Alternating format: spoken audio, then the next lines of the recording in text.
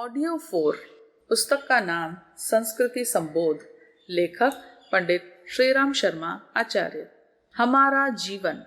हमारे आसपास कीड़े मकोड़े, मच्छर, मक्खी, पशु पक्षी अनेक जीव दिखाई देते हैं। इनमें से कुछ रेंगते हैं, कुछ उड़ते हैं, कुछ चलते हैं। सब खाते पीते हैं और सब बच्चे पैदा करते हैं। मनुष्य भी जीवधारी है, वह भी यही काम करता है। फिर भी उसे संसार का मुकुटमणि कहा जाता है। भगवान ने भी कहा है कि मुझे सबसे अधिक मनुष्य प्रिय है। सब मम प्रिय, सब मम उपजाए, सबसे अधिक मनुज मोहे भाए। भगवान ने उसे बड़ी कुशलता से बनाया और अनेक शक्तियां सौंप दी। शारीरिक दृष्टि से यदि विचार करें तो मनुष्य अन्य प्राणियों की तुलना में कहीं नहीं लगता।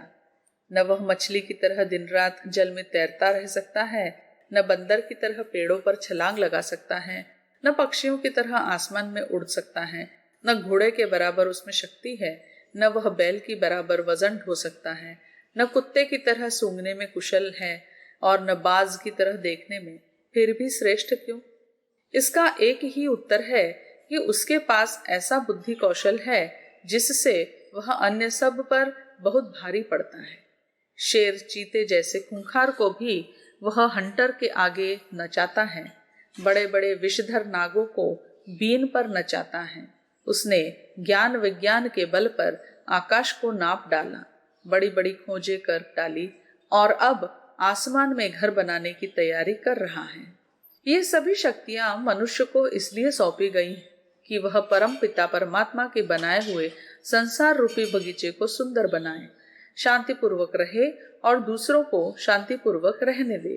अपने ज्ञान का सदुपयोग करे। बल सुरक्षा में काम आए, न कि संहार में।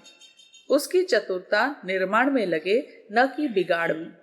यदि मनुष्य अपनी विशेषताओं और क्षमताओं को अहित में लगाता रहा, दूसरों को नुकसान पहुंचाता रहा, तो उसे परमात्मा का प्यार कैसे मिल सकता है? यदि किसी का बेटा बाप की बात नहीं मानता है, बल्कि बाप की इच्छा के विरुद्ध गलत काम करता व बाप की इज्जत धूल में मिलाता है, तो बाप एक दिन तंग आकर उसे अलग कर देता है। इसी प्रकार जब मनुष्य परमपिता परमात्मा के बताए हुए मार्ग पर न चलकर दोष, दुर्गुण और दुर्व्यसनों में फंसता है और भगवान की दी हुई शक्तियों का दुरुपयोग करता है, तो भगवान भी उसे माफ नहीं करता। अपने दुर्गुणों के कारण अगले जन्म में फिर उसे दूसरी योनियों में भटकना पड़ता है।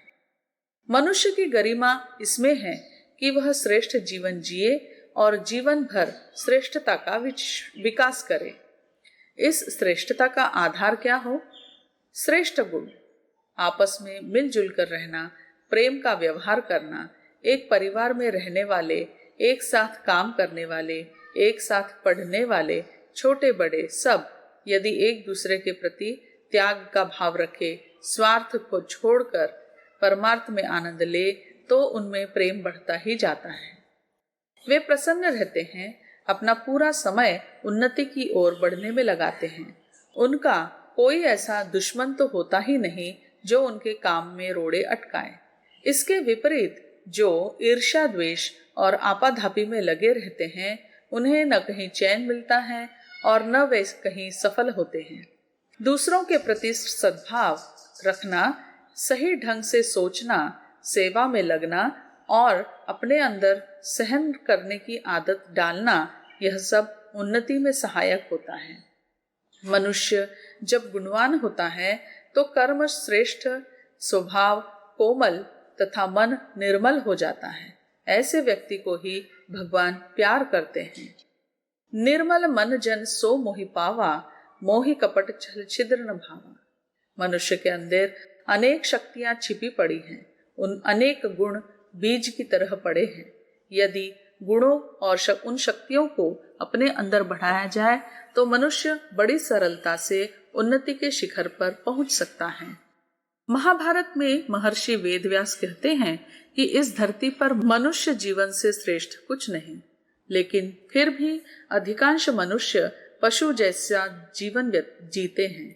अधिकांश छात्र जैसे जैसे बड़े होते जाते हैं वैसे वैसे बुरी संगत में फंसते जाते हैं और बिगड़े हुए समाज के दोष भरे वातावरण की चपेट में आ जाते हैं। फिर वे अपनी शक्तियों का दुरुपयोग करने लगते हैं तो इस प्रकार अपनी पढ़ाई से भटक जाते हैं। न उनकी योग्यता विकसित होती है और न क्षमता बढ़ती है। समाज में भी वे अपना कोई सही स्थान नहीं बना पाते। उनका जीवन भार रूप बन जाता है। वे भटकाव में कोल्हू के बैल की तरह घूमते रहते हैं पर पहुंचते कहीं नहीं। यदि जीवन के प्रति सही सोच रहे तो संयम नियम से रहते हुए सादा और बढ़िया जीवन जिया जा सकता है। सद्गुण जीवन को आनंदमय बना देते हैं और दुर्गुण दुखमय। जिन्हें उन्नति करनी है वे दुर्गुणों और दुर्व्यसनों से बचे तथा अपने अंदर सद्गुणों का विकास करें।